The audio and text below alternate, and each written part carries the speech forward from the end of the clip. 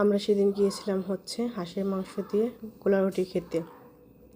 তো রাতও অনেক হয়েছিল, আর রাতের বেলা আমরা সেখানে গিয়েছিলাম। আর যেহেতু সেদিন বৃষ্টি নেমেছিল, যেদিন আমরা গিয়েছিলাম ওয়েদারটা কিন্তু ঠান্ডা ছিল। আর এখন যে প্রচুর গরম পড়ে, সেদিন কিন্তু গরম ফিলটা ছিল না।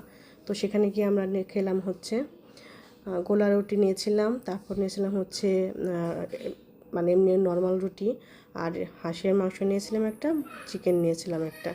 তো খাবারগুলো কিন্তু খেতে অনেক ভালো ছিল, একদম বাড়িতে যেমন ঘরোয়া পরিবেশে আমরা খাবার খাই ঠিক সেরকম ছিল, অনন্য, মানে কি বলবো, খুব ভালো লেগেছিলো খেতে। তো আমরা খাওয়া দাওয়া শেষ করে সুন্দর মতো বাড়ি চলে এসেছি।